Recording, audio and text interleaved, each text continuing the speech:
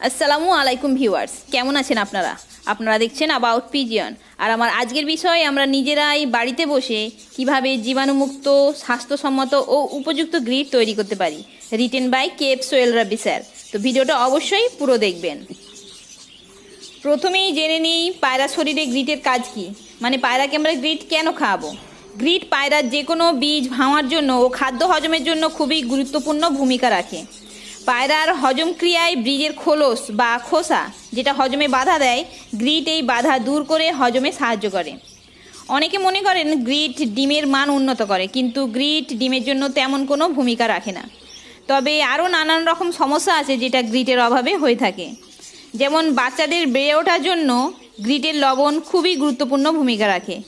অনেক সময় এর অভাবের কারণে বাচ্চার পা বাঁকা বা বুকের হাড় বেঁকে যাওয়া, মাথার কাছে বা গায়ের লোম কম হওয়া, বাচ্চা ঠিক মতো না বাড়া, এইসব সমস্যাগুলো দেখা যায়।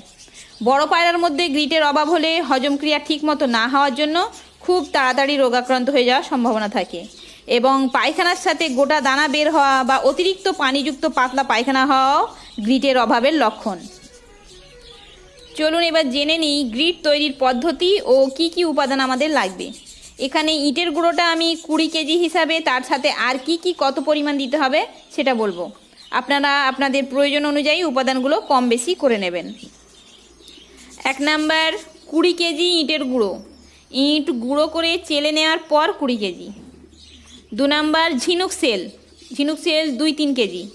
3 নাম্বার ক্যাটেল ফিশ বোন, যেটাকে আমরা সমুদ্রের ফেনা বলে থাকি, সেটা 2 কেজি।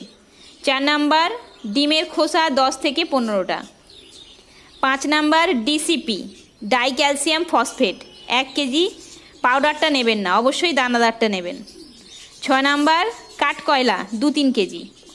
7 নাম্বার পোড়া মাটি 2 কেজি। 8 নাম্বার আয়োডিন লবণ 500 গ্রাম। 9 নাম্বার বিট লবণ বা ব্ল্যাক সল্ট 250 গ্রাম। 10 নাম্বার সন্দব লবণ বা পিঙ্ক হিমালয়ান সল্ট 250 গ্রাম। 11 নাম্বার লাইমস্টোন 7 কেজি। এখানে বলে দেওয়া ভালো, পরিমাণটা একটু কম বেশি হলে তেমন কোনো অসুবিধা নেই।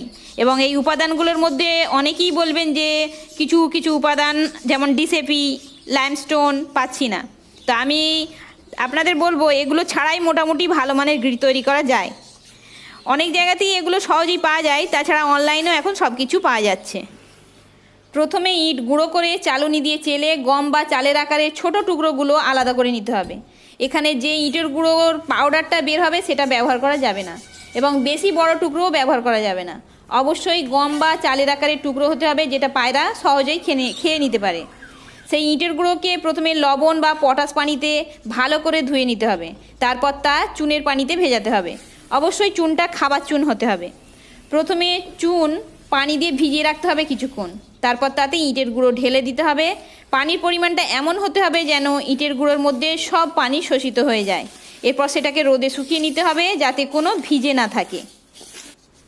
তারপর কাঠকয়লা, সামুদ্রিক ফেনা, ঝিনুক সেল, ডিমের খোসা ব্যবহার করার আগে অবশ্যই আধ ঘন্টা ভালো করে ফুটিয়ে নিয়ে তারপর শুকিয়ে নিতে হবে, কারণ এগুলোতে ইকোলি, সালমোনেল্লা জীবাণু থাকে। তাই ফুটিয়ে না ব্যবহার করলে পায়রাকে গ্রিড খাওয়ানোর পুরো উদ্দেশ্যটাই বিফল হয়ে যাবে, আরও নানান রকম রোগে আক্রান্ত হয়ে পড়বে।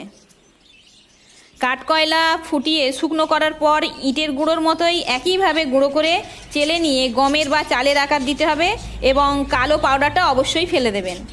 তারপর সমুদ্রের ফেনাও ফুটিয়ে শুকনো করে গুঁড়ো করে নিতে হবে, কিন্তু এখানে সমুদ্রের ফেনার দানাদার টুকরো ও পাউডার সবই ব্যবহার করা যাবে। ডিমের খোসা ও পোড়ামাটিকেও ঠিক একইভাবে গুঁড়ো করে নেবেন। রোদে শুকনোর পর তবে সব উপাদান একসাথে মেশাবেন। ভিজে অবস্থায় কোনো উপাদানকে একটার সাথে আরেকটা মেশাবেন না। এখানে বলে দেওয়া ভালো, অনেকেই নানা রকম খাদ্যবস্তু যেমন মধু, হলুদ এবং নানা রকম ভিটামিন, ক্যালসিয়াম গ্রিটের সাথে মিশিয়ে থাকেন। এগুলোর কোনো উপকার তো পাওয়া যায় না, উপরন্তু এগুলো মেশানোর ফলে গ্রিটের মধ্যে ফাঙ্গাস জন্ম নেয়, যার ফলে পায়রা বিভিন্ন রোগে আক্রান্ত হওয়ার সম্ভাবনা থাকে। অবশ্যই এইসব উপাদান ও ভিটামিন, ক্যালসিয়াম দেওয়ার আলাদা পদ্ধতি আছে, যেটা আমার অন্যান্য ভিডিও দেখলেই বুঝতে পারবেন। গ্রিট মিশিয়ে সর্বাধিক 15 দিন পর্যন্ত সংরক্ষণ করতে পারবেন। তারপর অবশ্যই আবার রোদে শুকিয়ে নিতে হবে, তা না হলেও ফাঙ্গাস জন্মানোর সম্ভাবনা থাকে। গ্রিট অবশ্যই আলাদা পাত্রে খেতে দেবেন, সব সময় দিয়ে রাখবেন না, তাহলে পায়রা গ্রিট খাওয়ার আগ্রহ হারিয়ে ফেলবে। গ্রিট 2-3 দিন পর পর দিতে পারেন। যাদের বাচ্চা থাকবে অবশ্যই তাদের প্রতিদিন দেবেন। তো আজ এই পর্যন্তই। ভিডিও ভালো লাগলে লাইক শেয়ার অবশ্যই করবেন এবং আমার ভিডিও থেকে কোনো উপকার পেলে বা আপনাদের কোনো কোয়েশ্চেন থাকলে কমেন্টে অবশ্যই জানাবেন। আবার হাজির হব অন্য কিছু নিয়ে পরের ভিডিওতে।